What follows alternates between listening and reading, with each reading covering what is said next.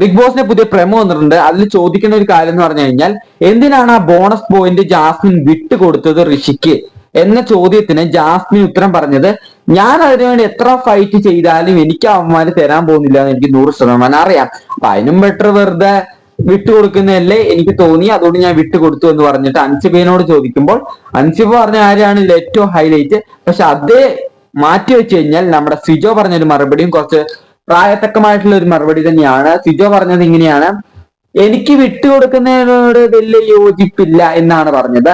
അതേ സമയത്ത് നമ്മുടെ അൻസിബ പറഞ്ഞത് ഇങ്ങനെയാണ്, അതായത് വിട്ടുകൊടുത്തു കഴിഞ്ഞാൽ പാപമാണ്, മറ്റേതാണ് മറിച്ചതാണെന്നൊക്കെ പറഞ്ഞ് പ്രേക്ഷകന്റെ കയ്യിൽ നിന്ന് ഒരുപാട് വോട്ട് തട്ടിയെടുക്കാനുള്ള അടവായിരുന്നു ജാസ്മിന്റെ എന്ന് പറയുമ്പോൾ ജാസ്മിൻ പ്രതികരിക്കാൻ പോകുമ്പോഴേക്കും അൻസിബ പറയാണ്, ഇത് എന്റെ സ്പീച്ചിൽ ഞാൻ സംസാരിക്കട്ടെ എന്ന് പറയുമ്പോൾ ലാലേട്ടനും പറയുന്നു ജാസ്മിൻ മിണ്ടല്ലേ, അവൾ സംസാരിക്കട്ടെ എന്ന് പറയുന്നുണ്ട്.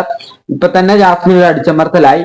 അതേ സമയത്ത് ഈ പോയിന്റ് അൻസിബ എന്ന് പറഞ്ഞ ഈ പോയിന്റ് അൻസിബയുടെ കയ്യിൽ നിന്ന് എടുത്തിട്ട പോയിന്റ് അല്ല.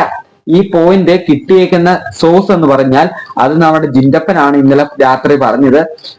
ജാസ്മിൻ അതുകൊണ്ടാണ് അങ്ങനെ ചെയ്തത് എന്ന് ജിൻഡപ്പനാണ് ഇന്നലെ പറഞ്ഞു കൊടുത്തത്. ആ പോയിന്റ് എടുത്തിട്ട് വന്നിട്ട് ഇവിടെ കീച്ചിട്ട് വലിയ ആളാവാൻ നോക്കിയതാണ്. ഇതേ സമയത്ത് അർജുൻ ആയിക്കോട്ടെ, നമ്മുടെ ഋഷി ആയിക്കോട്ടെ ഭയങ്കര രീതിയിൽ പൊട്ടിച്ചിരിക്കുന്നുണ്ട്. അഭിഷേകും ഇവര് മൂന്നുപേരും കൂടെ പൊട്ടിച്ചിരിക്കുന്നുണ്ട് ജാസ്മിൻ അടിച്ചമർത്തുന്ന രംഗം കണ്ടപ്പോൾ.